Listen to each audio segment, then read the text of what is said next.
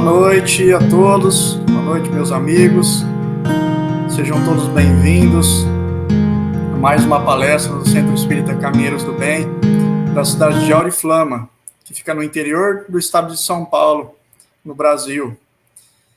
E é uma alegria estar com todos vocês mais uma vez, nesse domingo, aqui muito calor, às 7h30 da noite, horário de Brasília, e hoje, com a alegria de estar com Roberto Lúcio, de Belo Horizonte, Minas Gerais, Dr. Roberto Lúcio. O Zé depois vai apresentá-lo de maneira mais aprimorada do que eu, que ele já tem muito mais contato com o Roberto. E lembrando, meus amigos, que o Centro Espírita Caminheiros do Bem, ele completa 75 anos esse ano, no mês de outubro. E nós decidimos, porque é uma data muito importante, 75 anos é uma longa história de uma casa espírita, e uma história muito interessante, porque ela foi fundada em 1945, em plena Segunda Guerra Mundial, uma época em que já tinha muitas dificuldades. Imagina para o espiritismo, imagina para esses fundadores dessa casa, que até hoje permanece com toda essa luz, com todo esse trabalho maravilhoso, com todos os trabalhadores que são empenhados a dar continuidade a essa casa. Então, nós decidimos continuar esse mês de aniversário, essa data festiva, até o final do ano, quem sabe até o ano que vem, aí no começo do ano, a gente ainda dá continuidade com grandes amigos, grandes oradores, grandes conhecedores da doutrina. Tá joia? Então, sejam bem-vindos mais uma vez, obrigado pela presença de todos que já estão aí e todos que irão assistir depois também. Zé Aparecido, fique à vontade aí para falar um pouquinho do nosso querido amigo. Boa noite a todos, é uma alegria novamente retornarmos aqui ao momento de palestras, e uma alegria rever o Roberto Lúcio, né? Que eu conheci lá em BH, fui lá uma vez filmar lá no Hospital André Luiz, né? Instituição André Luiz lá, foi a primeira vez que eu encontrei o Roberto. E eu já era fã das suas palestras, gosto demais, né? Muito esclarecedora. E não tem muito o que falar. Ele mesmo disse que é médico psiquiatra, né? Vice-presidente da Associação Médico Espírita do Brasil. É editor de diversos livros, né? Então, hoje, com o tema Perturbações Espirituais, que é um tema muito bacana mesmo, e a gente vai aprender muito com o Roberto, né? Então, a gente vai sair de cena, o Alexandre vai fazer a prece inicial, aí eu só retorno no final. E estou aqui nos bastidores, né? Se caso for necessário, a gente está por aqui. Valeu?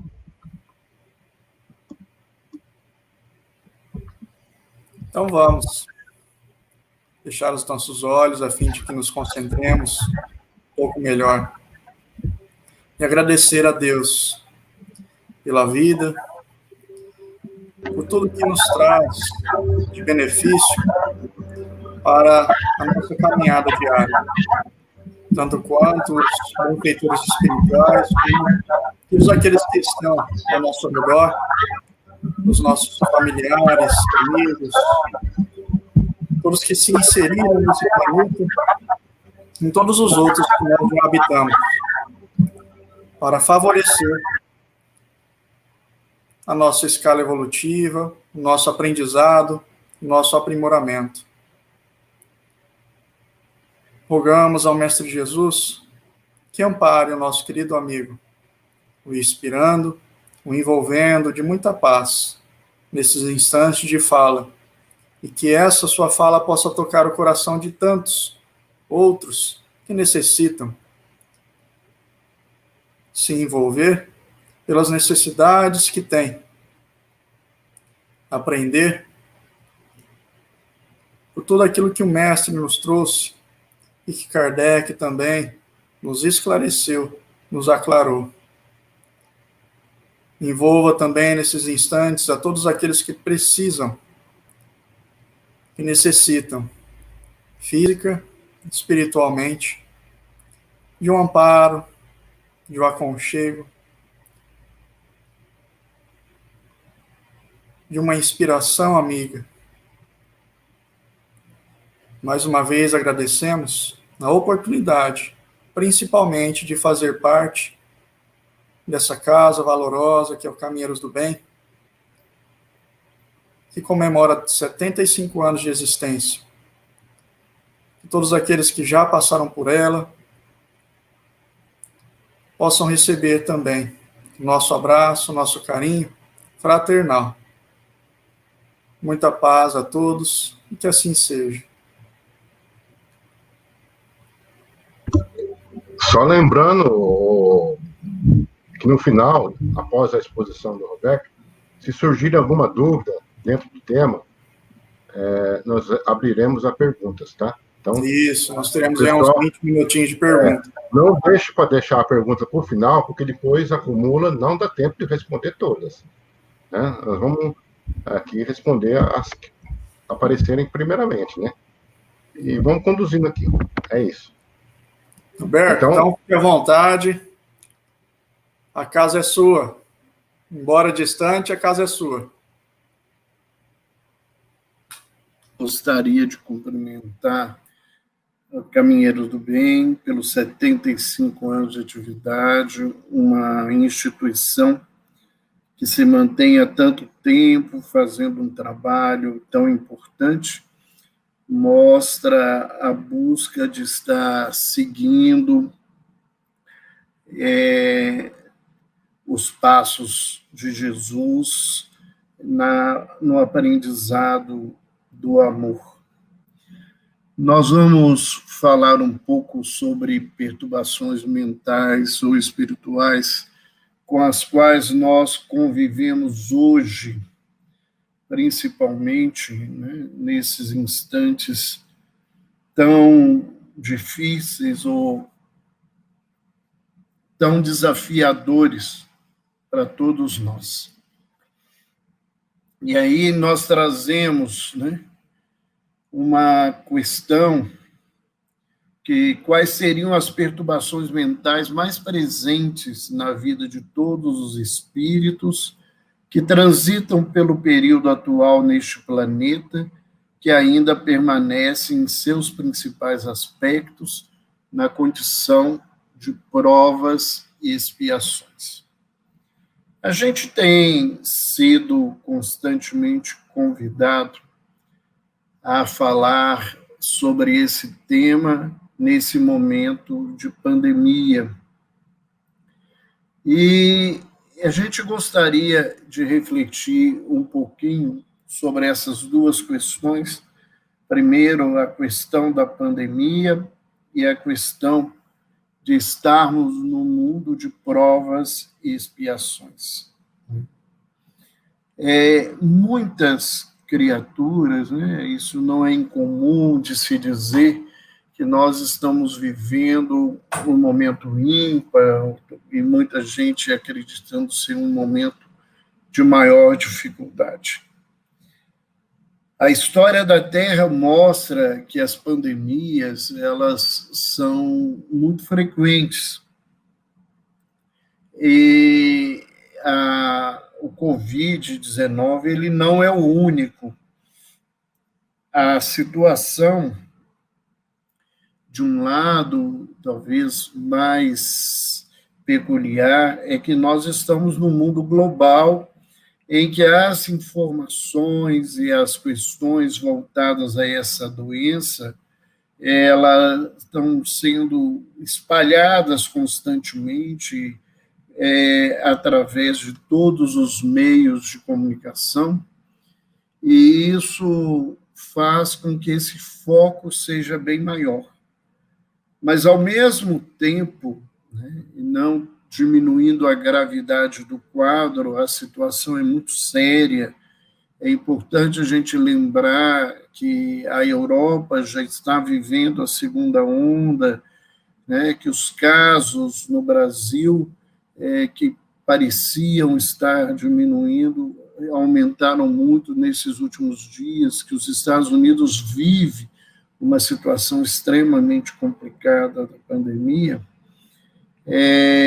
que, embora tudo isso, nós tivemos inúmeros recursos para poder nos auxiliar, embora também, né, essas coisas não ficaram fáceis, porque a humanidade convive com muita dificuldade no campo da disciplina, e as orientações de saúde, né, pública importantes para a pandemia, que foram aprendidas com outras situações, principalmente com a gripe espanhola, que há aproximadamente 100 anos matou milhões e milhões de pessoas no mundo, levou, inclusive, uma das figuras mais importantes do movimento espírita, que foi Eurípides Barçanufo.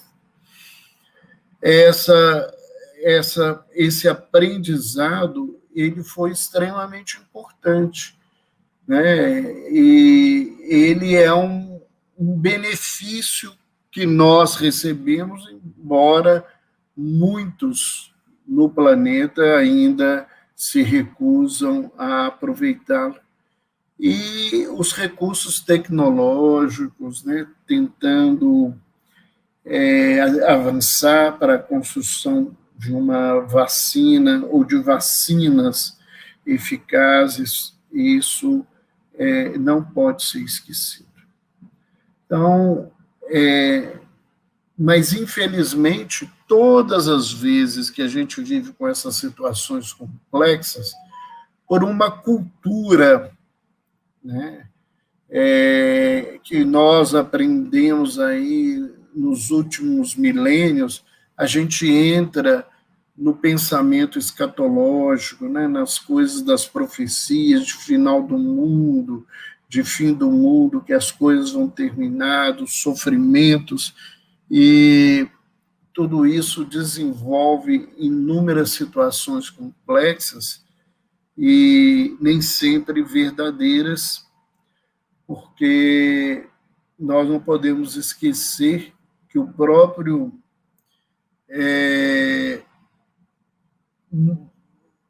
como é que a gente diria, né? O próprio estudo escatológico nos mostra que as profecias elas foram criadas para não serem cumpridas, que o objetivo maior pedagógico na vida é para que a gente busque outros aspectos e vença essas situações. Por outro lado, né, nós estamos no mundo de provas e expiações. Kardec já nos trazia na Gênese que nós estávamos entrando em tempos de transição, né? E constantemente a gente quer acabar esse tempo de transição, colocando uma data, colocando situações que elas não se fazem e demonstram que essa postura dos homens ela não é bastante adequada, e esse momento de transição, ele certamente é longo, porque uma das condições primordiais para que a Terra adentre a um mundo de regeneração, segundo o Evangelho, segundo o Espiritismo, é que nós tenhamos uma preponderância do bem no planeta. E nós sabemos, né, que, infelizmente, isso não é uma realidade, principalmente nesse momento da Terra, onde o ódio tem sido um instrumento tão grande das mais diversas políticas, e nós vamos ter que vencer muitas coisas nesse contexto. não nos esqueçamos que a Terra, o universo, ele, né, vivem ciclos, como a nossa própria sociedade. E nós estamos num momento, num ciclo, num aprendizado, e não há saltos na evolução. Então, as coisas vão acontecer ao seu tempo e à sua ordem. E, no contexto atual, na situação que nós vivemos, estando no mundo de provas e expiações, né? Vivendo etapas dessa transição para um mundo de regeneração, certamente estamos sendo testados constantemente para vencermos algumas etapas e alcançarmos melhores situações. Todas as vezes que eu fui fazer esse trabalho, eu sei que o pessoal fica esperando de eu falar sobre algumas doenças psiquiátricas, mas a gente fez uma opção, até por orientação de um dos grandes amigos espirituais que nós temos nessa vida, que é um dos grandes orientadores do trabalho da Associação Médico Espírita de Minas Gerais, da qual nós tivemos a alegria de participar da fundação, estamos dentro desse trabalho. E o que nós vamos falar aqui é um ponto de vista. Não é um ponto de vista particular meu, né? É um ponto de vista de orientações que a gente tem recebido desse espírito amigo e que a gente compartilha essas ideias de alguma forma, e nos nossos estudos e reflexões a gente vai tentando colocar de uma forma mais fácil de ser aprendida pelas pessoas. Então, é um ponto de vista, como está aqui nessa imagem interessante, e quando a gente fala de ponto de vista, essa frase aí é muito importante. Só porque você está certo não significa que eu estou errado. Você apenas não viu a vida do meu lado. Então, nós vamos trazer um ponto de vista de reflexão das coisas que estão acontecendo na Terra e que nós estamos precisando nos colocar de uma outra maneira, de uma outra forma. Então, vamos começar aqui com alguns conceitos sobre saúde e doença que nós acreditamos ser importantes para depois falar de perturbações. O Espírito Emmanuel, no livro Consolador, diz claramente, através da mediunidade abençoada de Francisco Cândido Xavier, que saúde é a perfeita harmonia da alma. E o espírito de Joseph Kleber, no livro Homem Sadio, Uma Nova Visão, que é um livro que se tornou a base do trabalho que é realizado na Associação Médico Espírita de Minas Gerais, nos seus diversos grupos de atendimento aos pacientes, que saúde é a real conexão da criatura com o Criador, e que a doença é o contrário disso, momentâneo. Então, todas as vezes que a gente fala em saúde do ponto de vista espiritual, nós ultrapassamos a visão de saúde que a Organização Mundial de Saúde abarca ainda nesse momento. Porque o que os espíritos querem nos dizer é que a saúde é quando a criatura vive em conexão com a lei divina. Se nós quebramos essa conexão, nós adoecemos.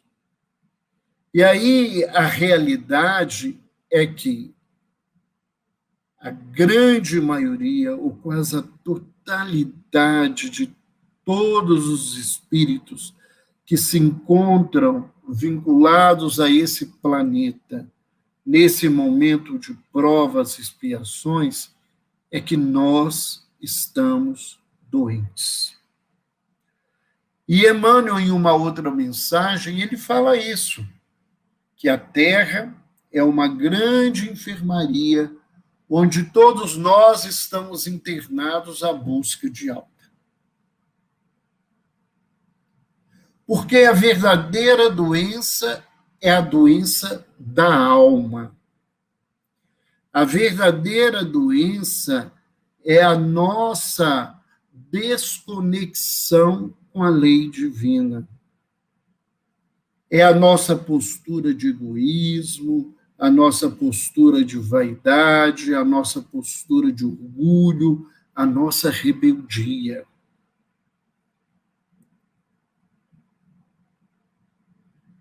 E todos os processos que nós vivemos durante uma encarnação no planeta, todas as coisas que acontecem, elas não acontecem por acaso. Elas fazem parte de um programa muito maior, de grande complexidade para o entendimento do homem, de maneira que a gente desperte e acorde para o caminho da saúde. As doenças, como a academia, como as ciências da saúde apresentam, elas não são, na realidade, a verdadeira doença. Elas são efeitos da doença da alma. Na verdade, tudo que nós convivemos, todas as situações de desafios, de provas, de expiações pelos quais nós passamos, só denunciam para nós o nosso estado de adoecimento, mas, ao mesmo tempo, nos apresentam remédios para a mudança da nossa caminhada. No mesmo lugar que a gente lê doença, nós certamente, se soubermos abrir o olhar e ter novos pontos de vista, nós vamos ver o caminho da saúde. Então, o que nós vamos trazer aqui para a nossa reflexão são manifestações desse adoecimento maior da nossa vida que estão presentes na grande maioria de nós, nesse momento, pela postura que nós escolhemos, que é a postura de não voltarmos à lei maior, no sentido de colocá-la em plenitude na nossa alma. Infelizmente, a grande maioria de nós não estamos preocupados em ser saudáveis. Nós não estamos preocupados em ser bons. Nós não estamos preocupados em ser justos. Nós não estamos preocupados em ser verdadeiros. Nós estamos preocupados em parecer que somos saudáveis, em parecer que somos bons, que somos justos e que somos verdadeiros. É por isso que o mestre em determinado momento, se dirigindo aos fariseus, que representam grande parte da humanidade, eles os chamam de túmulos caiados de branco. Por fora, parece que a coisa está fácil, bonita, limpa. Por dentro, as coisas se complicam. Como diz, né, um ditado bem brasileiro, né? Por fora, bela viola. Por dentro, pão borolento. Então, nós precisamos pensar, né, sair desse lugar de achar que a gente é bom porque a gente já conhece uma doutrina, porque a gente faz algum trabalho assistencial, porque a gente escreveu algum livro, porque a gente faz alguma palestra. Isso não é uma realidade. A realidade é quando a gente se posiciona, é quando a gente pode deitar à noite e, com a consciência tranquila, dizer que eu estou fazendo o melhor diante daquilo que eu aprendi da lei. Então, vamos pensar nessas perturbações, né, espirituais que estão tão presentes na nossa caminhada e que nós vamos falar de cada uma agora para todos nós. Né? Desculpa. A primeira delas é a autodesvalorização. Depois nós vamos falar sobre decepção ou desengano, sobre a insaciedade, a culpa, a solidão ou sensação de abandono e a falta de sentido. Então vamos lá pegar, primeiramente, essa questão da nossa desvalorização. Nós temos um senso de baixa estima. A nossa visão, a nossa leitura é uma leitura extremamente comprometida do que a gente seja. Por que isso? Porque, na verdade, quando a gente se desconecta do Criador, porque o Criador não muda a sua ação, a sua atitude. Quando a gente se desconecta do Criador, acontecem duas coisas na nossa vida. Primeiro, a gente deixa de se alimentar do amor divino, que é, na verdade, o alimento que sustenta a alma em todas as suas peculiaridades. Mas, ao nos desligar do Criador, a gente perde o chão. A gente perde o referencial. E como nós nos recusamos a esse referencial, o único referencial que nos sobra somos nós mesmos. E a gente adentra esse lugar do egoísmo, aonde eu sou o centro do universo, aonde eu acredito ou me iludo que eu tenho a sabedoria, a bondade, a justiça, que os padrões disso tudo são de profundo conhecimento da minha alma. Acontece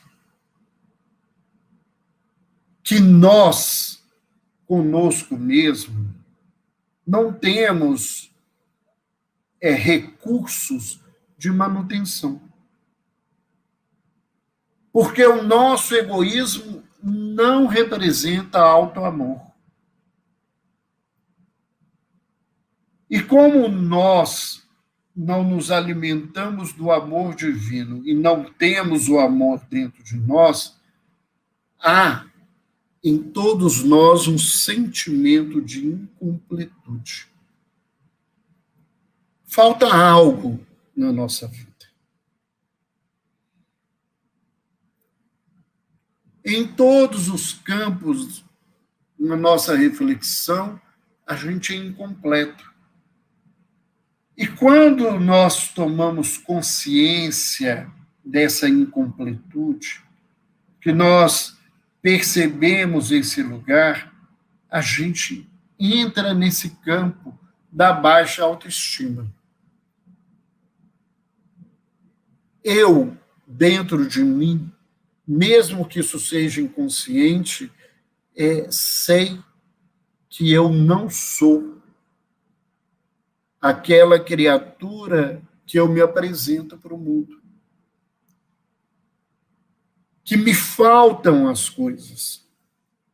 E como eu não me sinto, né, completo, o que acontece?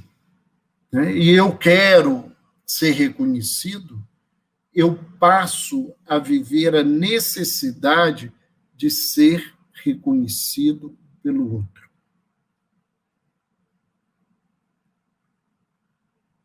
Essa necessidade de reconhecimento pelo outro é a vaidade.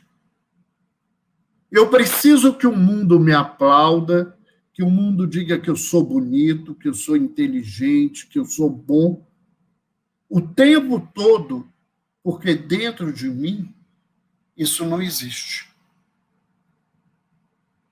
Então, eu me iludo com o processo de bajulamento, com o processo da postura do outro, com a idolatria do outro, né? Porque eu, dentro de mim, não me reconheço capaz das coisas.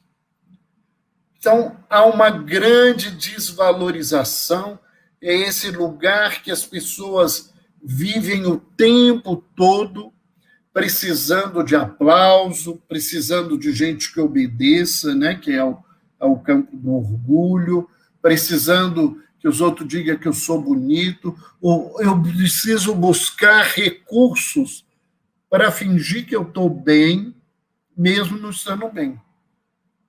Essas pessoas que fazem cirurgias plásticas o tempo todo para vencer a velhice, para vencer as marcas do tempo, né, para parecer que são bonitas, para parecer que são jovens, né? Essas pessoas, elas sofrem profundamente, porque o grande remédio nesse processo é o do reconhecimento da nossa humanidade. Se eu estou na Terra, e a Terra é um mundo de provas e expiações, eu não sou completo, eu não sei tudo. Muitas coisas eu me enganei e fiz de uma maneira infeliz, e por causa delas hoje eu passo por determinadas provas e desafios de aprendizado. Eu sou humano, eu tenho dor, eu tenho fome, eu choro, eu sofro, como qualquer um na Terra. Nós precisamos reconhecer esse lugar de cada um de nós, da nossa humanidade.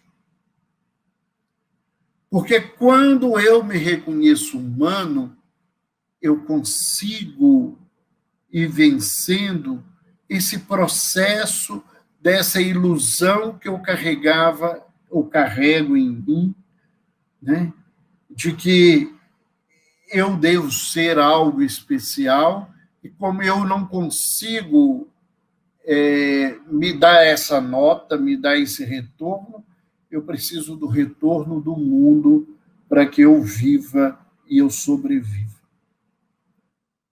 Uma outra questão bastante marcante hoje é a questão da decepção, do desengano.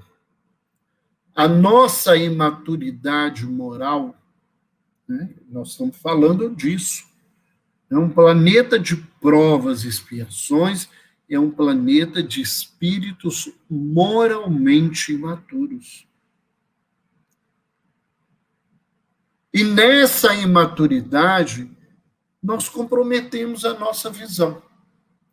Ou de uma maneira muito negativa, ou de uma maneira fantasiosa para a nossa vida.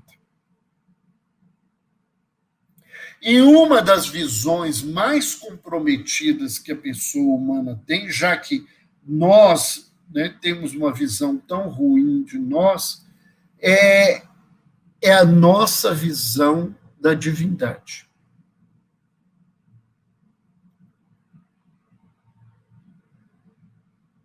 É a maneira como nós vemos na realidade Deus.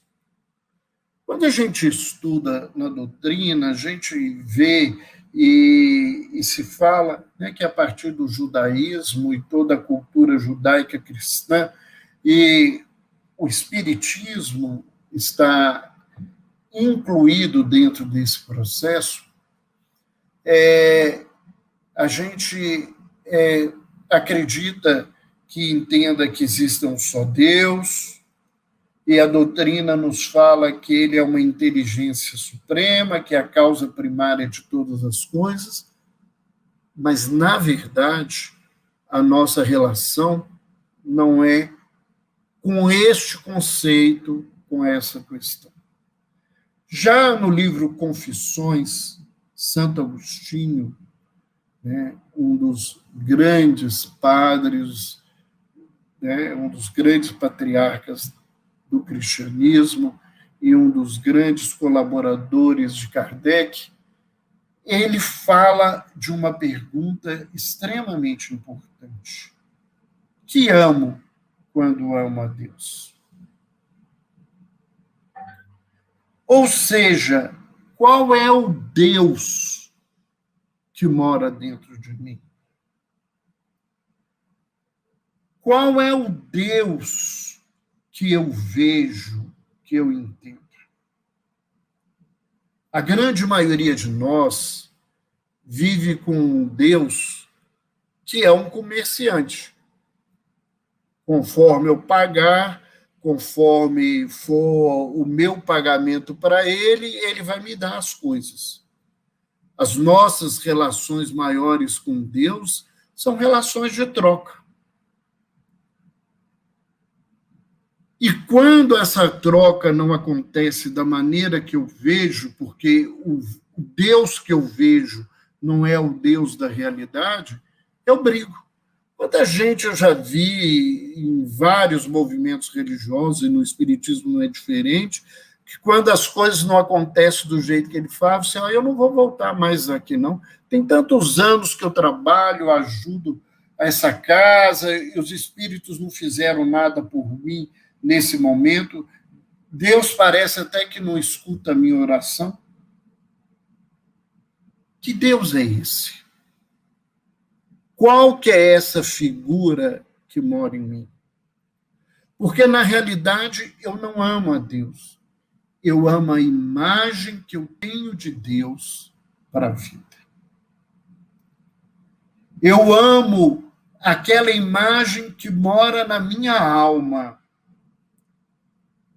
O Deus que não pode deixar que eu adoeça da pandemia, embora eu não faça nenhum cuidado de saúde pública que me foi pedido. Que não pode deixar que nenhum parente meu morra durante a pandemia, porque eu faço campanha do quilo há 40 anos. E eu visito os doentes há 30 anos na minha vida.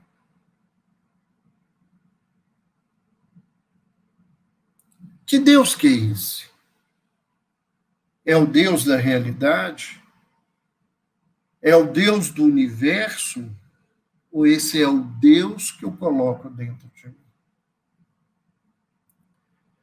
E Santo Agostinho, ele chega a essa conclusão, que o filho não ama o pai como ele o é realmente. Nós não amamos a realidade de Deus. Nós amamos a imagem de Deus que temos dentro de nós, a ilusão que nós construímos do que seja Deus. E como nós fazemos isso com Deus, não é diferente com as pessoas. O que a gente ama quando ama a nossa mãe?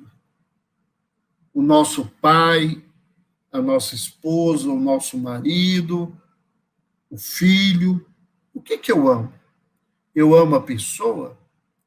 Nós vemos cada vez mais nesse processo de perturbação, as pessoas se casam e descasam num momento muito rápido. Eu brincava esses dias falando com alguém, né, que eu fui padrinho de um casamento, que quando eu acabei de pagar o presente, o casamento já tinha acabado. Porque as pessoas não casam com a pessoa, casam com a ilusão que a gente tem sobre a pessoa. E a pessoa não pode me decepcionar, a pessoa não pode me tratar mal, a pessoa não pode ficar triste, a pessoa não tem direito de sentir dor e reclamar. Então, nos nossos relacionamentos hoje, cada vez mais, a gente não vê o outro, a gente vê as projeções que a gente tem no outro. Então, a gente quer devolver os filhos à vida, porque os filhos não são os sonhos que a gente tinha quando nós os geramos. Nós terminamos relacionamentos rapidamente porque o outro, o meu parceiro, a minha parceira, o companheiro, companheira, ele não é aquilo que eu queria, aquilo que eu pensava que ele era. Até porque é isso que a gente vê nos casamentos, né? As pessoas casam e descasam pelo mesmo motivo. Você encontra uma pessoa, como é que está? Arrumei uma pessoa, agora arrumei a pessoa ideal para casar. Ela é muito diferente de mim, mas é o que eu preciso. Ela é alegre, sociável, ela gosta de muita amizade, muita coisa, isso, aquilo, outro. Algum tempo depois você encontra, como é que está o casamento? Tudo bem? Acabou o casamento, porque não deu certo. Ela era muito diferente de mim. Ela era muito alegre, gostava muito de festa, de amigos, social. É assim que a gente vive. E o que a gente deposita nessa situação? Né? Uma decepção na outra figura, que na realidade é a decepção, né, do meu desengano na imagem que eu coloco nas pessoas. Né? Daquilo que eu espero que as pessoas façam. Quanta gente me diz, as pessoas não me ligam na pandemia, eu estou sozinho. Por que você não liga para eles? Por que você não fala da forma? Mas eles é que deviam fazer. Por quê? Você já pensou que ele pode estar vivendo uma dor e um sofrimento maior do que você, nesse momento, e você não está observando isso? Uma outra perturbação é a nossa insaciedade. Se tem uma coisa que a sociedade atual vive, é essa insaciedade. Né? A gente está cada vez mais afastado da realidade do amor, a gente está cada vez mais afastado da lei divina, o homem quer que a vida seja do jeito que ele quer.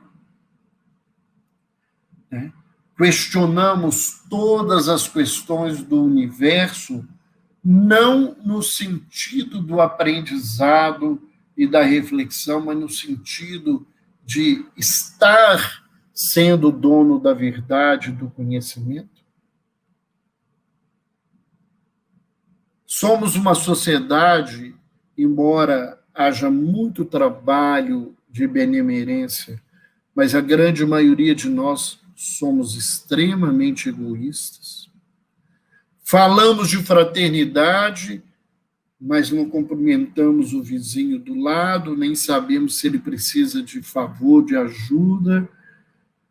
Não tratamos as pessoas socialmente colocadas na nossa vida de uma forma diferente como irmãos, né? Então, nós continuamos desconectados de Deus, e como nós não nos alimentamos desse amor, os pequenos amores que estão na vida, eles são insuficientes. Então, a gente começa a construir uma compulsão de buscar prazeres que nos saciem, e aí só vai surgir duas situações complicadas, que é a ganância, de querer cada vez mais, de ter mais. Nós não somos uma sociedade hoje de essência, nós somos uma sociedade de aparência. O importante é o que eu tenho, é os meus títulos, não sou eu, o Roberto Lúcio, né? Se eu apareço só o Roberto Lúcio, não tem valor nenhum. Mas ele é o doutor, ele é então, ele é vice-presidente, então, essa coisa. Né? Nós vivemos numa sociedade de ter, né? Numa sociedade de aparência, então, como nós precisamos aparentar sermos grandes, belos o tempo todo, então a gente precisa o tempo todo de renovar isso para sermos vangloriados, e caímos num campo de viciação. Porque os prazeres que nos vêm na vida, que são pequenos, né, eles são muito momentâneos, muito curtos em termos de tempo de existência, e eles precisam ser repetidos constantemente, sejam as drogas, sejam o sexo, seja hoje a compulsão pelas questões, né, das redes sociais e tantas outras situações, as dependências, as viciações nas relações humanas que vão complicando a nossa vida. Então, aquilo que a gente tem não é suficiente, porque, na verdade, o que a gente precisa não são as coisas que nós andamos buscando. Então, a gente entra nesse processo de ganância, de ambição, de luxúria, de glutonaria, de drogadição e todo tipo de viciação. Por quê? Porque a única coisa que satisfaz verdadeiramente a vida é a plena vivência do amor. Mas a gente pode perguntar alguma coisa como: e o que é o amor? Eu costumo dizer que se o capítulo 13 da epístola, a primeira epístola aos Coríntios de Paulo, né, está completamente correto, eu preciso aprender muita coisa do amor, porque aquilo que Paulo nos diz na sua sabedoria sobre o amor é muito distante daquilo que eu consigo viver no meu dia a dia, na minha caminhada.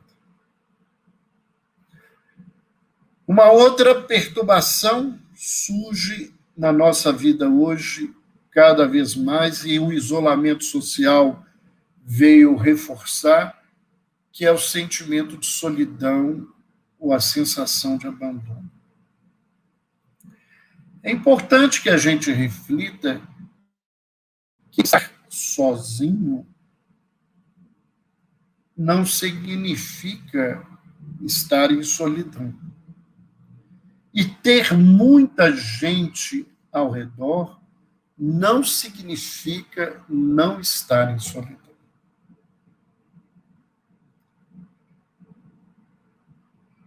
Porque eu posso estar num lugar sozinho e conectado com a vida e me alimentando desse amor que me conecta com a vida.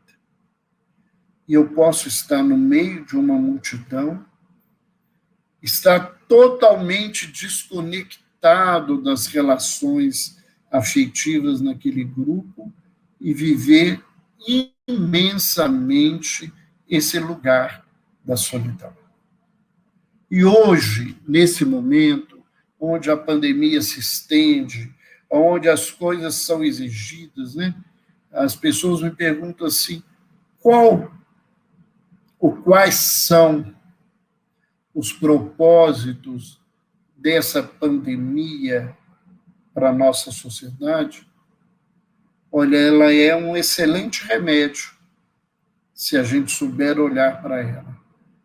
Primeiro, ela é uma lição para aprender disciplina. Ela é uma oportunidade de ser persistente. Ela é uma professora de paciência. Ela é uma mestra para que a gente se volte para nós e veja qual que é a realidade interior de cada um de nós. Ela é uma professora que nos ensina que a gente não controla nada. Que nós somos seres extremamente frágeis. Que um ser que muita gente questiona se é um ser vivo ou uma transição entre os seres inanimados e os seres animados, que é o vírus, é capaz de fazer essa bagunça social na Terra inteira e levar tantas pessoas à morte, ele tão pequeno se mostra imensamente mais forte do que qualquer um de nós. Então, nesse contexto, né, a gente que se desconectou com Deus tem a ilusão é que Deus que nos abandonou. Isso me lembra muito, né, uma situação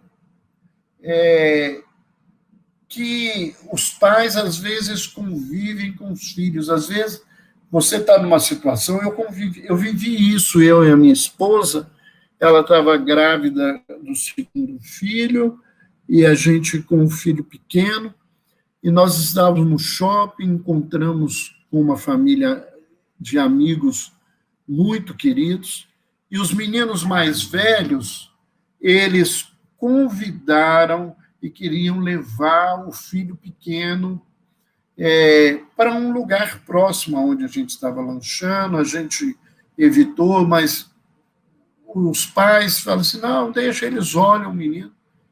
E eles, quando viram, meu filho tinha desaparecido no shopping. E a gente, né, e uma das meninas falou assim, ele largou a mão da gente e a gente não viu mais.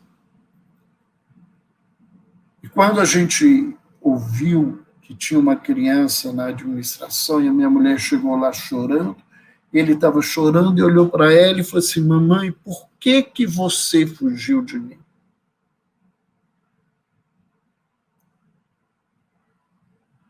É essa a nossa posição diante de Deus. É a gente que largou a mão e a gente está cobrando dele por que ele fugiu de nós. Por que ele não escuta a minha prece? Por que ele não alivia a minha dor? Por que ele não me tira dessa prova, desse sofrimento, de uma maneira que eu não corra nenhum risco? Né? Porque a gente se crê abandonado pela providência. Né? E a gente quer que Deus esteja à nossa disposição. E mais do que isso, a gente quer que a vida que os outros estejam à nossa disposição. Eles são nossos, é assim que a gente fala. Meu pai, minha mãe, meu filho, meu irmão, meu amigo, meu centro espírita, minha reunião mediúnica. Nós somos donos das coisas. Nós somos o referencial da vida. Então, o que acontece, na verdade, é que a nossa relação com o outro é uma relação de ilusão. Porque a gente fala de compartilhamento, mas, na verdade, a maioria de nós quer desfrutar do outro. Se a esposa não faz o que eu quero, ela não me ama e não me serve. Se o meu marido não faz o que eu quero, ele não me ama e não me serve. Se o meu filho não encaminhou-se do jeito que eu queria, ele não me serve. Porque a gente quer que o outro, como Deus, se entregue totalmente a nós e cuide de nós sem que a gente tenha que ter trabalho nenhum de cuidado com a gente. E como a gente não cuida do outro, e muitos de nós, além de não cuidar do outro, de não compartilhar essa relação, a gente cobra o tempo todo, as pessoas começam a ficar cansadas. Elas começam a se afastar de nós. E essa sensação de abandono, ela aumenta, porque esse afastamento é interpretado como que o outro não me ama, o outro não me quer, enquanto, na verdade, sou eu que não faço esse movimento real. Sou eu que não estou construindo, né, essa conexão com Deus através do amor e da relação com os outros. E aí nós temos a culpa, né, que é algo presente, né, ela é fundamental, a gente tem que sentir culpa.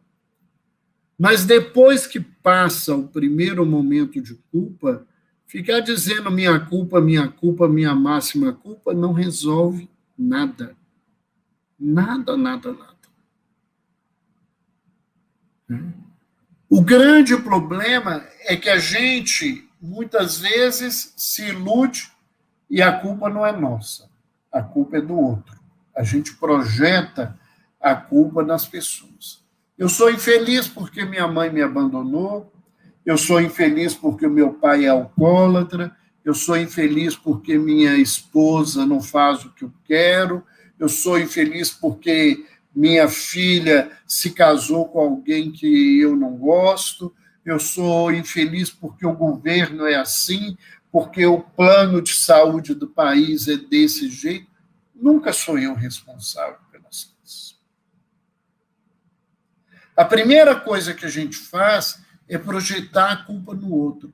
Tanto é assim, né, que mesmo o movimento espírita, tendo nos mostrado, de alguma forma, a não realidade do demônio como esse ser mau que perturba todo, nós pegamos o coitado do obsessor e transformamos ele nesse grande amigo que o demônio é da vida, porque eles é que são responsáveis. Eu caí foi porque o espírito me jogou no chão. Eu adoeci foi porque o espírito me adoeceu. Eu estou diabético não é porque eu como muito, é porque o espírito faz eu comer muito. Então, nós fazemos esse processo com a vida. E nós estamos infelizes por causa da pandemia, porque a vacina não chegou, porque eu tenho que usar máscara, porque eu tenho que fazer isolamento social, porque eu tenho que fechar a loja, eu tenho que fazer isso. Nós não assumimos que nós somos infelizes porque nós não damos conta de mudar a nossa postura diante das provas e expiações que vêm à nossa vida. Então, é preferível eu ser rebelde, né? A depressão, que é uma outra grande epidemia da Terra, um dos maiores problemas de saúde pública da humanidade, é uma prova de rebeldia. O Espírito Carlos diz que o deprimido, ele olha para Deus e fala assim: o Senhor não me dá a vida que eu quero, eu não quero a vida que o Senhor me deu.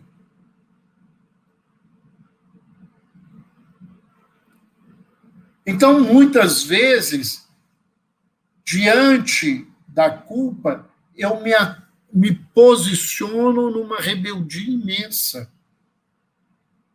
Eu brigo, eu jogo isso nos outros, ou eu coloco essa culpa dentro de mim e fico repetindo para o mundo que eu sou ruim, que eu sou mal, que eu preciso sofrer, que eu mereço sofrer. E isso se chama remorso. E essa movimentação espiritual do remorso, ela cria um espaço imenso para uma obsessão espiritual.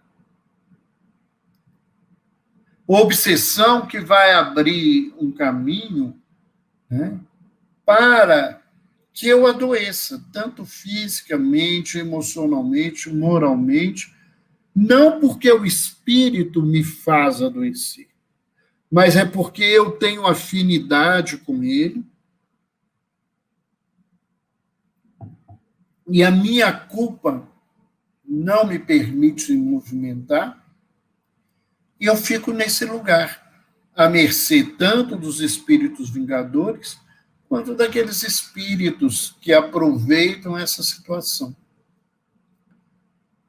E como muitas vezes o que eu faço diante da culpa é ter vergonha e não resolver o problema, isso me impõe uma fuga.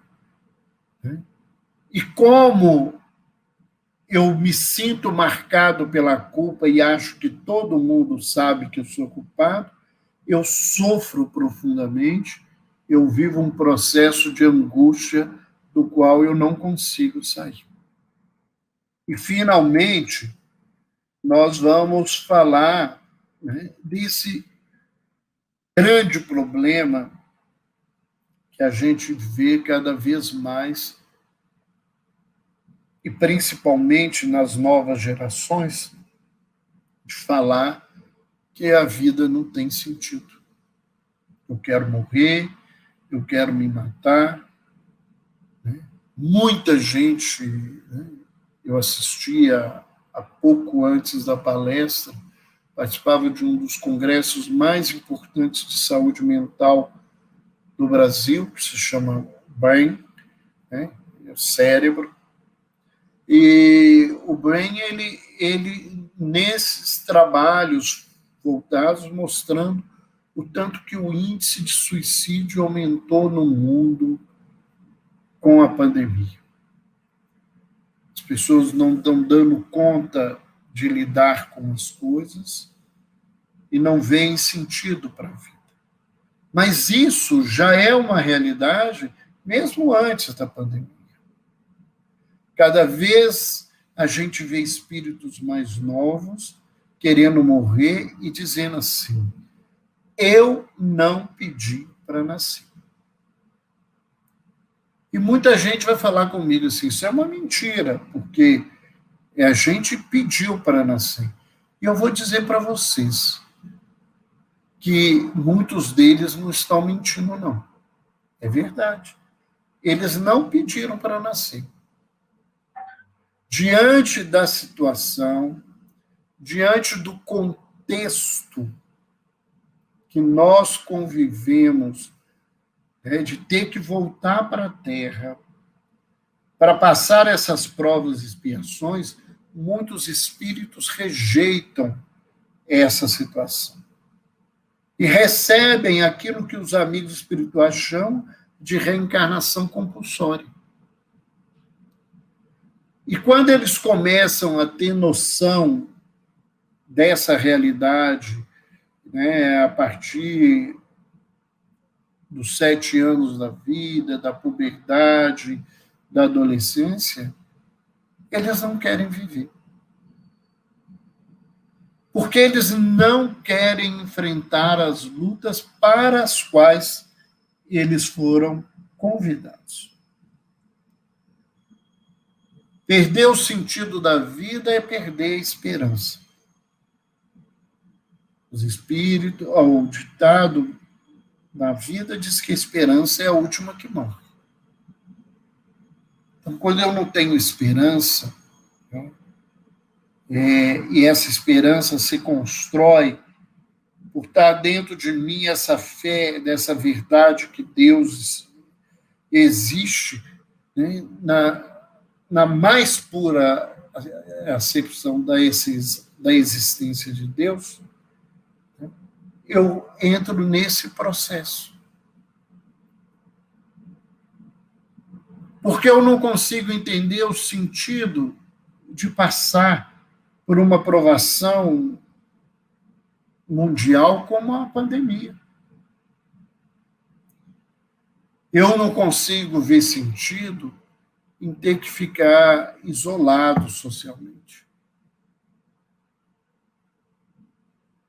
em ser restringido das minhas escolhas, dos meus desejos. E o imediatismo e a hedonia, né, que é essa busca do prazer o tempo todo, isso que é uma marca dessa geração, não deixa o homem se alimentar de algo mais duradouro, mais nobre. E aí as buscas são essas, o vício e o suicídio.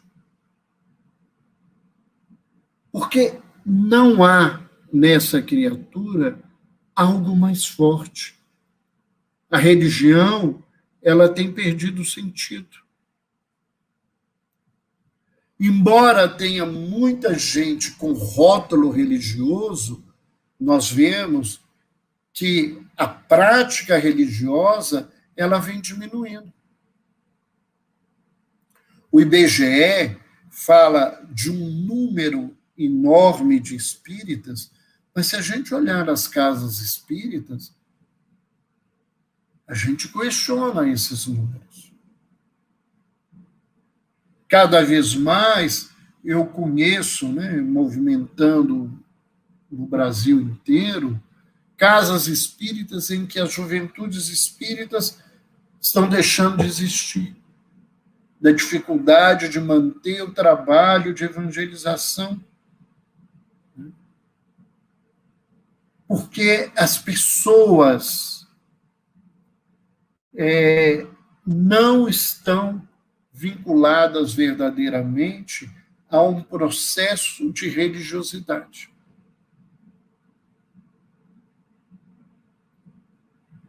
E o verdadeiro sentido da vida é o aperfeiçoamento moral e espiritual.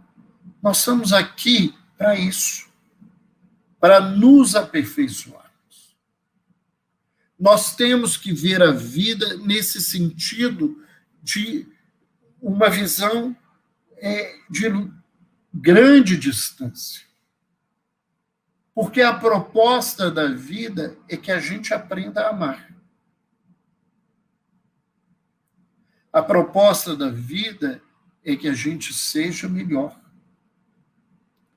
Chico Xavier, numa conversa com alguns amigos voltando depois da atividade que antes era feito debaixo do abacateiro, ele voltando, ele fala com as pessoas: eu tenho medo de desencarnar e ver o livro da minha vida. E as pessoas tentaram mostrar o tanto que ele tinha feito, e ele dizia: os livros não são meus, eu sou pequeno. E num determinado momento ele fala uma frase muito importante: eu realmente temo desencarnar e ter que ver o livro da minha vida, porque eu recebi uma única e grande missão: é de voltar para lá melhor do que eu cheguei. Essa é a proposta da vida. É de sermos melhores. E a única ferramenta que nós temos para isso é o aprendizado do amor. Então, nós precisamos fazer esse movimento, e não são os remédios dos consultórios que vão conseguir resolver as nossas lutas e os nossos sofrimentos nesse instante. A verdadeira terapia é o encontro com Deus. A verdadeira terapia é a evangelho-terapia. É viver o ensinamento do Cristo na sua mais profunda acepção, na sua mais profunda realidade. É nos tornarmos, cada dia mais, instrumentos vivos do amor em favor de nós, mas em favor também de toda a humanidade. Muito obrigado. Vamos passar, então, para as nossas questões aí.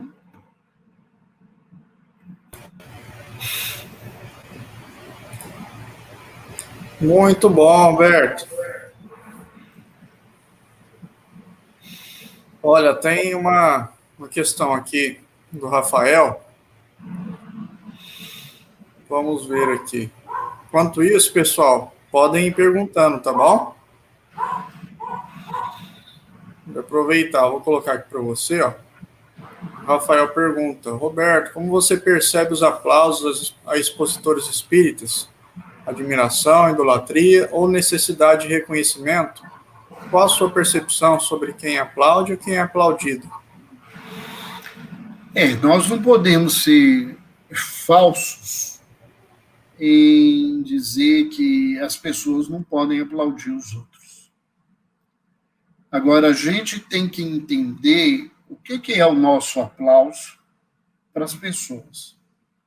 Se isso é um reconhecimento, uma gratidão, ou um processo de idolatria. Porque a gente vê, muitas vezes, que a questão passa por um processo de idolatria. Né? E, de outro lado, o que a gente tem que entender é que quem é aplaudido, ele precisa pensar claramente no lugar que ele está. Que quando eu estou aqui à frente, eu estou falando de um aprendizado e de uma reflexão. Mas eu não estou falando ainda de um homem que, como Cristo, exemplifica na sua plenitude aquilo que ele acredita. Então, se eu acreditar que o aplauso está me dizendo que eu sou bom e bonito, eu vou me afundar nesse processo. Então, eu vejo, né, eu estou no movimento espírita há mais de 40 anos, também vejo umas coisas que são falsas. Não pode bater palma, o povo levanta a mãozinha. Para mim, isso é a mesma coisa. Não tem diferença nenhuma. Diferença nenhuma. Né?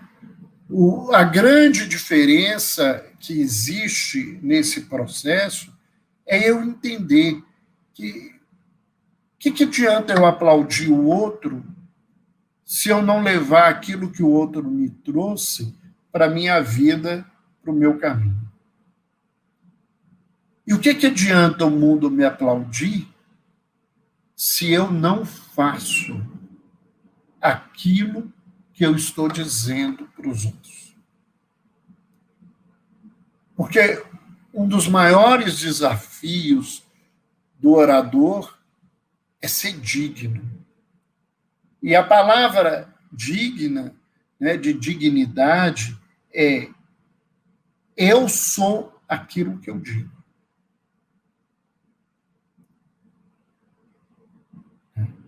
Mas, na verdade, os que nos aplaudem muitas vezes com a nossa imagem, com aquilo que ele tem de dentro de mim.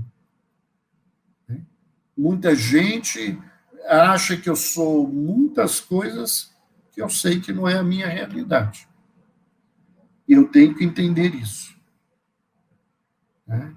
Agora, um orador que se preocupa com aplauso, um orador que se preocupa com quantas pessoas que vai escutá-lo, né? Porque eu conheço isso também. Né? Eu vou falar para quantas pessoas? E se for um público muito pequeno, um lugar muito pequeno, a pessoa não vai, não comparece, não faz. Né? O que você está fazendo? Qual que é o seu papel, o seu lugar? Então, acho que isso que é a nossa proposta. O problema não é alguém que aplaude ou alguém que é aplaudido. É o que está por trás disso em cada um que está fazendo. Porque proibir as pessoas de aplaudir, isso também, para mim, é hipocrisia. Né? A idolatria é uma coisa doente, né? Mas a idolatria que fizeram na figura do Chico não mudou a humildade do Chico. E eu tive a oportunidade de ver situações de idolatria dele, de assustar. Dele acabar de fazer uma palestra e deixar uma xícara, como essa xícara aqui, grande, que ele estava tomando chá, e as pessoas quase se baterem para tomar o resto do chá que o Chico tinha tomado.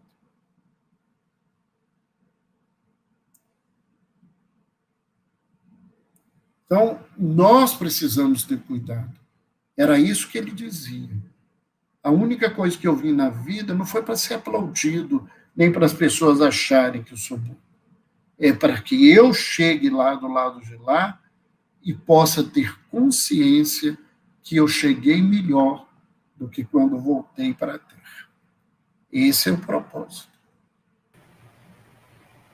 Joia. Ó, aqui a Maria também pergunta. Meu áudio está um pouquinho ruim aqui. Aí. Então a Maria pergunta, ó, depressão é karma? Olha, as doenças psiquiátricas, elas têm uma grande carga genética. Todas as vezes que a gente fala em genética, nós estamos falando de herança espiritual. Então, as doenças psiquiátricas, ou os transtornos psiquiátricos, eles não são frutos exclusivos desse momento. Eles são construídos com os desafios atuais, mas com aquilo que eu carrego dentro de mim. Então, nesse contexto, eu posso dizer para você, eu sei que está perguntando, que a depressão é algo que está dentro de mim e que precisa ser vencido. E é uma doença muito grave, não no sentido de remédio, é da gravidade da alma. É uma manifestação de não vida. A depressão se expressa na vida como um lugar em que a pessoa se recusa a querer viver. Então, é uma prova imensa da nossa rebeldia diante do Criador. E quando eu falo isso, eu não estou julgando as pessoas. Eu estou apresentando esse fato. Né? Porque o doente, ele precisa de amparo, de cuidado. Mas ele precisa também de mudar de lugar. Porque se ele não mudar de lugar, isso não vai adiantar. Ele vai continuar sofrendo. Joia. E a Lilian também, ó, pergunta, como manter os pensamentos e emoções em equilíbrio diante de relacionamentos ofensivos, reativos, seja na conjugalidade, seja em grupos espíritas? O ego e as emoções são forças poderosas. Na verdade, isso não é uma coisa muito simples, né? Mas é uma coisa necessária. A gente precisa não responder com violência à violência que a gente recebe na vida. Porque senão nós vamos continuar mantendo para o mundo as mesmas coisas que estão acontecendo. Muita gente busca um consultório médico, psicológico, uma igreja, um centro espírita, e vai lá, depois de um tempo, assim, eu não vou voltar mais porque não resolveu nada. Não resolveu nada, porque você não fez nada para resolver. Você continuou do mesmo jeito. A gente quer que o outro pare de nos ofender. Eu não quero mudar o meu lugar e não ofender mais. Se ele me ofende, eu ofendo, eu estou alimentando a violência que mora dentro dele. Eu costumo dizer para os meus pacientes, se você entrar todo dia no sacolão, né, num hortifruti grangeiro, e comprar laranja, você vai tomar suco de quê? Só de laranja. Se eu não comprar outra fruta, eu vou passar a vida inteira tomando suco de laranja. Então, se a vida está todos os dias reacontecendo comigo os mesmos problemas, se eu enfrento todos os dias a agressividade de tanta gente, é porque eu não aprendi a lição. Então, sou eu que tenho que mudar esse processo. E a hora que eu mudar, a coisa vai caminhar de outra maneira. Ah, mas eu que vou mudar, é o outro que é ruim. Aí a coisa... Se você sabe que precisa mudar e não muda, aí a coisa é mais complicada. Paulo diz que aquele, né, que conhece a lei, né, aquele que não conhece a lei, o que faz é lei.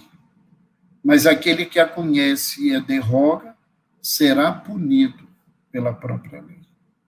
Então, se eu sei e não faço, a minha situação é mais grave e mais complicada. O Rafael pergunta aqui também, ó, por que as curas espirituais são vistas com preconceito por centros espíritas? O médium de cura não foi catalogado por Allan-Kardec? A primeira coisa que a gente precisa pensar, Rafael, é o que a gente chama de cura. O que muita gente chama de cura, e o próprio Kardec chamava de cura, eu entendo que são médiuns que têm uma capacidade de oferecer tratamentos espirituais. Porque eu entendo como cura só autocura.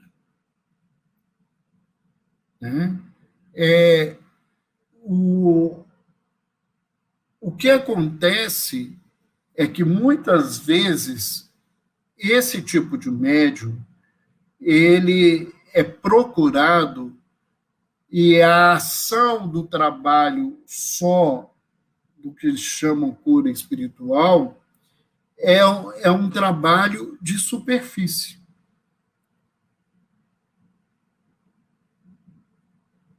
Você fica livre da dor, de uma aparente doença na sua vida, mas não se cura. Só para dar um exemplo real e não de doença, de médios de cura, muita gente busca cirurgia bariátrica, aquela cirurgia para reduzir o estômago, para emagrecer. Né? E muita gente que faz, a grande maioria das pessoas que fazem, não tem indicação clínica para serem operados. Aquela cirurgia foi feita para quem tem síndrome metabólica, para quem tem obesidade mórbida. Mas as pessoas culpam o estômago da gula que elas têm. Então, elas acreditam que se você tirar um pedaço do estômago, vai sumir o problema na vida. E não é verdade. Os trabalhos mostram hoje que as pessoas que fazem cirurgia bariátrica, entre 5 e 10 anos depois da cirurgia, já recuperaram aproximadamente 40% do peso que elas tinham perdido. Porque a gula continua do mesmo lugar. Então, o verdadeiro tratamento espiritual que a Casa Espírita precisa oferecer é evangelho-terapia. O que cura um homem é a sua transformação moral. Não é que não se possa fazer cirurgia espiritual, ou eu não acredite nisso, ao contrário, né? Até que se alguém quiser entender a minha visão sobre isso, eu tenho um capítulo que eu escrevi num livro com o carinho e a atenção da autora que nos permitiu, a mim e o doutor Andrei Moreira, intrometermos na obra que ela tinha escrito, que é a nossa irmã Leida, que mora hoje em Campinas e que foi alguém que trabalhou junto com Arigó e viu o trabalho de cirurgia espiritual que ele realizava, né? Lá nós colocamos. Né? Nós não duvidamos da existência das cirurgias e que elas podem ajudar. Mas nós questionamos se aquelas pessoas ficaram curadas mesmo. Porque é isso que as pessoas fazem. Às vezes você opera alguma coisa, tira, daqui a pouco tem outra doença. Por quê? Porque você não fez um movimento na vida de mudança. Né? Alguém me pergunta assim, mas você acha que nós vamos acabar e vai resolver o problema com as vacinas atualmente? Eu acho que não.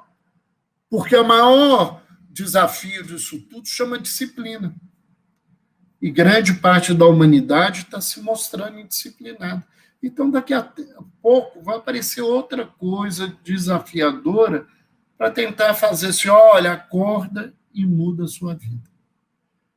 O grande problema que muitas casas têm com os médiuns de cura é o processo de idolatria, é a forma que se lida, é a preocupação da idolatria com a mediunidade, com o fenômeno. E isso são problemas. Muita casa espírita busca esses médios para encher a casa, para falar assim, olha, a minha casa está lotada, né? Porque como se estar lotado significasse que a gente está fazendo o trabalho que a gente precisa na realidade.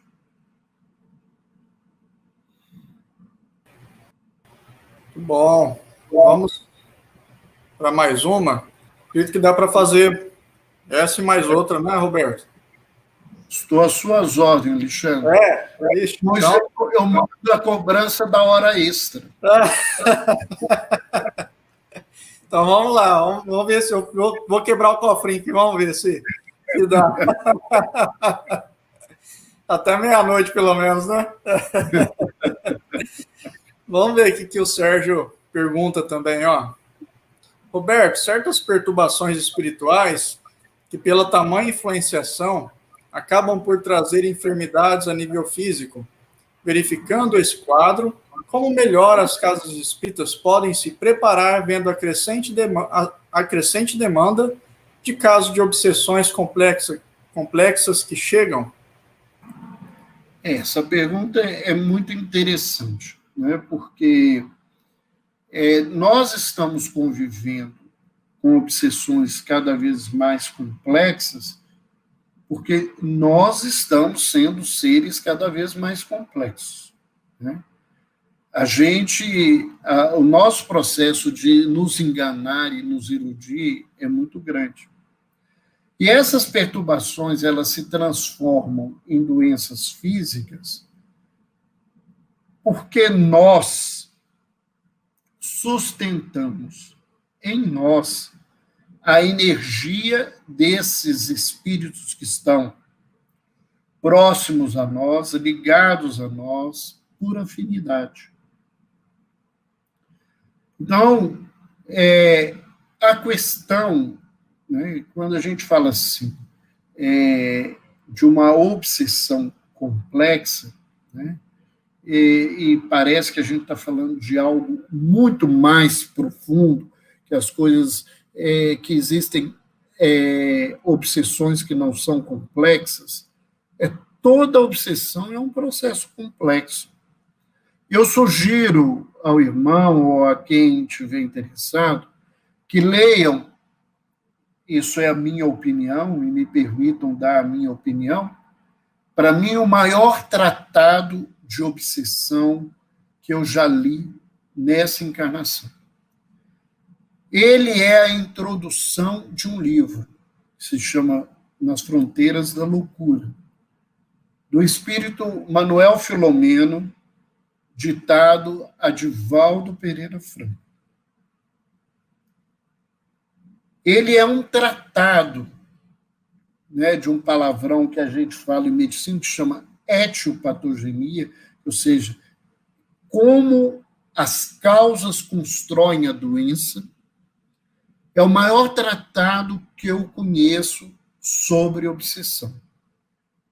Sem nenhum desrespeito ao trabalho de Kardec, aos grandes trabalhadores, nem ao trabalho, né, dessa referência especial que nós temos, que é Francisco Cândido Xavier.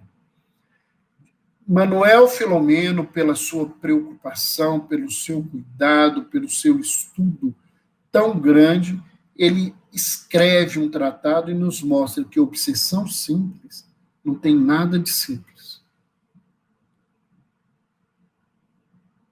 Então, nós estamos vivendo cada vez mais com artimanhas do mundo espiritual, porque nós mantemos essas artimanhas.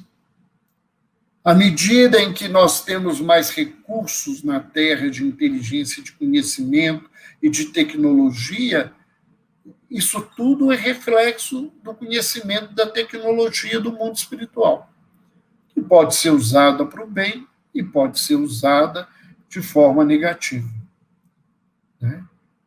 Agora, não são os centros espíritas que precisam se aprimorar para resolverem esses problemas.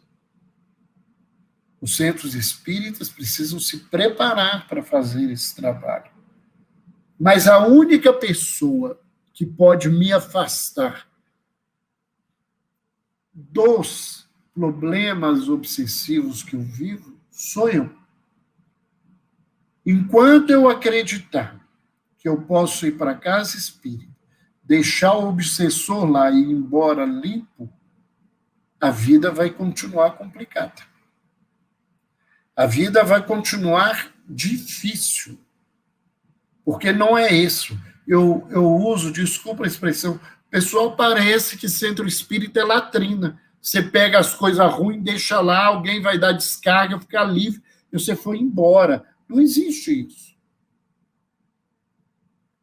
Se eu vou à casa espírita e não mudo a minha posição, as coisas vão continuar complicadas. Isso não é o espiritismo que fala, não, é Jesus. Ele nos conta isso com clareza. E tendo o espírito imundo saído do corpo daquele homem, foi atrás de outros lugares. Isso, e não encontrando nenhum lugar que lhe aprazesse, ele voltou para aquela casa, e encontrando a casa daquele homem vazia de bons propósitos, ornada de futilidades da vida, ele buscou 7 outros espíritos, e a situação daquele homem foi pior do que era antes. Se eu não mudo, não precisa nenhuma complexidade de nenhum espírito. Eu vou continuar no mesmo lugar, na mesma situação. A casa espírita é um lugar de referencial, de ensinamento, né, de reflexão. O processo de cura é interno e pessoal, é responsabilidade minha. Enquanto eu não acreditar nisso, não vai mudar a situação.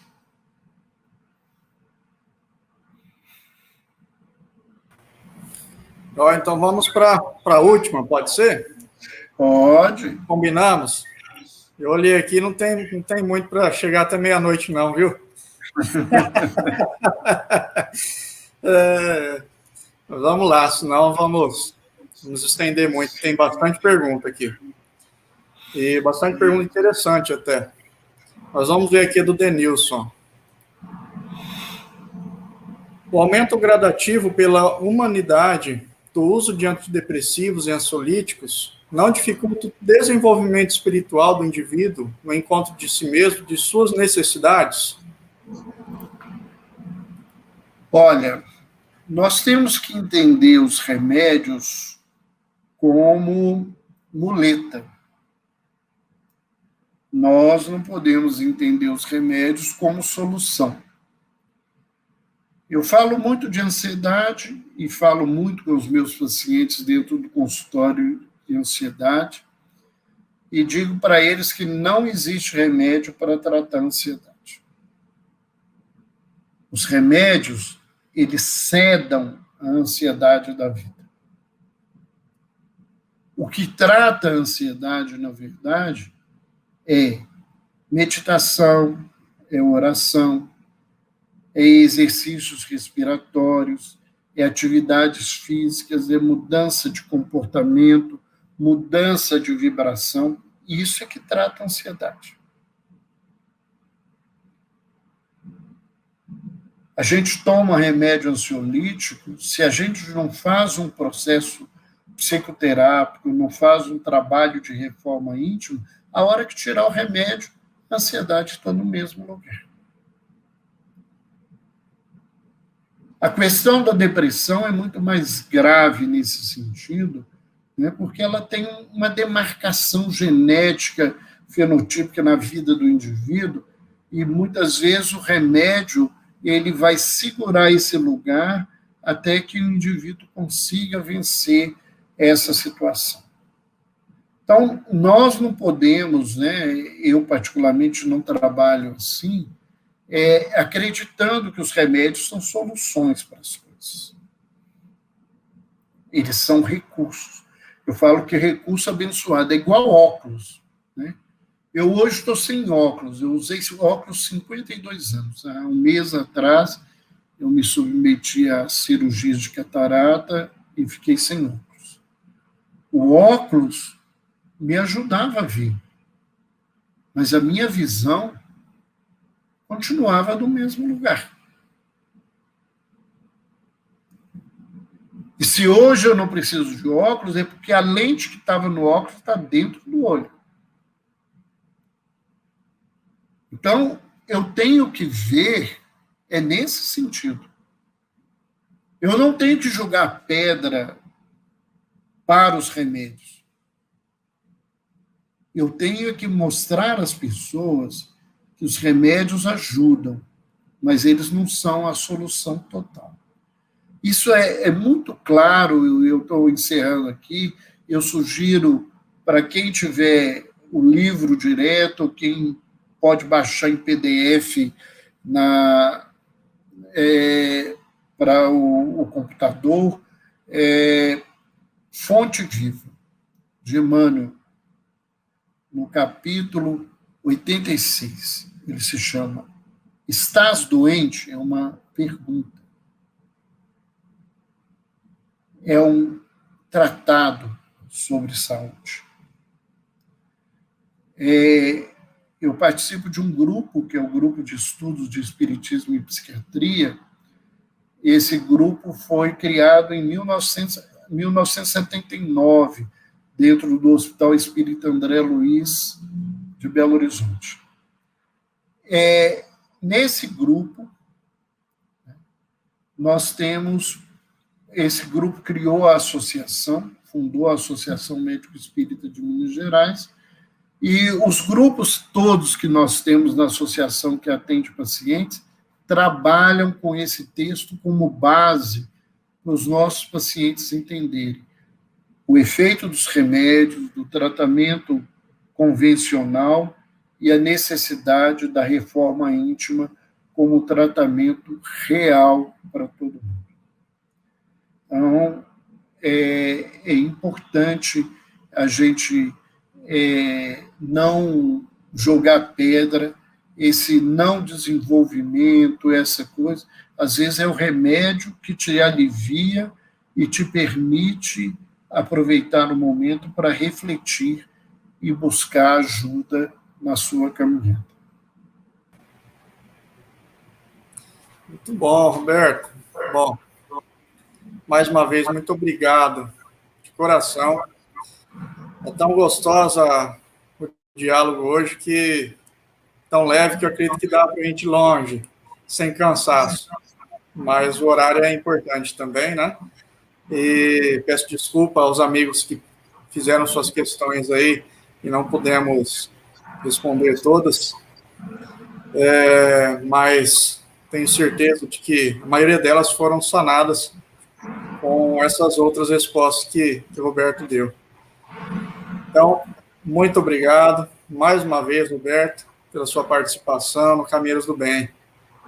Eu que agradeço a oportunidade e agradeço o carinho do convite, através do nosso querido Zé Aparecido, que é uma pessoa com quem a gente convive há muitos anos, né? Toda vez que eu encontro com ele, eu, como um bom obsessor, fico apertando ele. Ele adora colocar gente para aparecer, mas ele fica escondidinho lá atrás. Gosta muito, igual agora aí, mas eu queria agradecer a você, Alexandre, aos nossos irmãos e irmãs que acompanharam, e que a gente possa continuar a nossa tarefa, e que, se as pessoas saíram ou vão sair daqui pelo menos incomodados, eu já vou ficar satisfeito, porque o nosso propósito não é dar respostas, o nosso propósito é incomodar as pessoas para que elas reflitam, né? As respostas moram dentro de nós.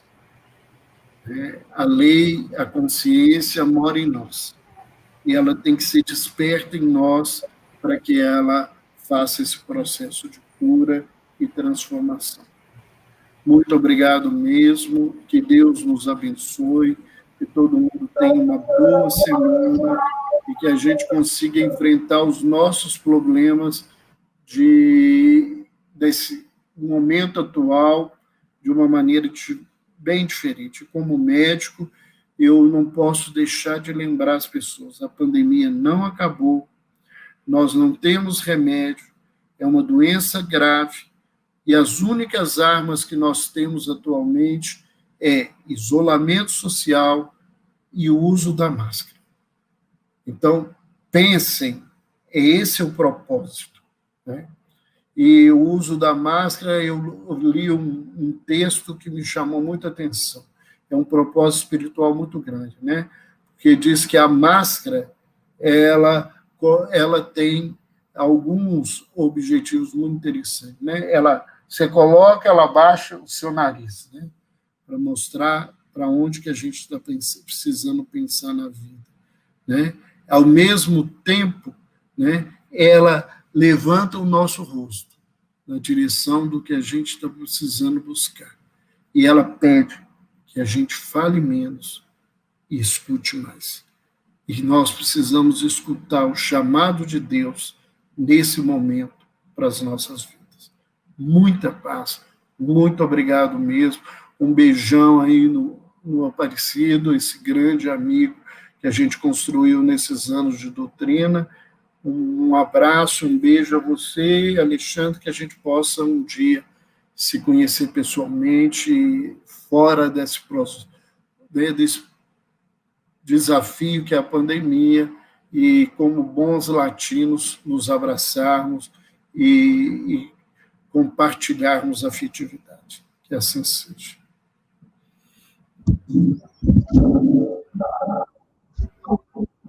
Está aparecendo aqui porque ele faz parte da nossa casa, ele participa da nossa casa. Então, eu exijo que ele participe. Não me deixe sozinho aqui. E ele já está escalado para fazer a tradicional todo domingo. Então, não tem como ele escapar. Pode fazer as considerações finais já, Zé. Fique à vontade. Não, lembrando, pessoal, não fique triste, não, porque a gente vai lançar o Roberto para outras oportunidades aí. Não vai ficar só nessa. Estou até com umas ideias na cabeça aqui, que depois eu vou falar com ele. Mas... Isso é um perigo. Quando o Zé pensa, é um perigo, viu? Não, é um perigo para o bem, né? É um perigo para as trevas, porque a gente está abrindo portas para a luz. É isso que a gente pretende. Mas, viu, a gente quer convidar o pessoal por um novo programa aí que a gente vai ter, que vai dar início dia 6, numa segunda-feira, às 20 horas. E é só com médicos espíritas. Todos que vão participar são médicos. Zé, é no dia 7, segunda-feira é 7. 7? É, e o cartaz está 7. Então, tá vendo? Eu que tô... Eu vou pôr o cartaz aqui, ó. O programa é Ser Saudável. Então, eu vou colocar aqui, ó. Aí, ó. Vai ser conduzido, apresentado pelo Carlos Alberto Santiago, que ele é presidente da AME. Não, ele é vice-presidente da AME. AME Sergipe. AME Sergipe, isso. E aqui, o Gilson, que é o presidente da Associação Médica Espírita do Brasil, é o primeiro que vai participar. E o tema, doenças espirituais, a importância da espiritualidade na saúde. Esse programa vai ser de 3 blocos, vai ter um bloco em que vai responder a perguntas dentro do tema. Então, pessoal, participe. Segunda, às 20 horas. Dia 7. Não é dia 6, hein? Esquece, dia 7. Então, sempre um médico a cada semana. Esse é um convite. E o convite da palestra aqui do Caminheiros do Bem para a próxima semana, ainda nós não temos o tema, mas o expositor eu vou colocar na tela aqui, ó. É o Cosme Márcio. Tá ok? Cosme Márcio para a próxima semana. Eu acho. Eu vou passar a vinheta do programa para vocês verem. Vamos lá. Todas as segundas, às 8 da noite, você tem um programa imperdível. Ser Saudável, Saúde e Espiritualidade, com Carlos Alberto Santiago. Só aqui, na Rede Amigo Espírita. Estreia, dia 7 de dezembro.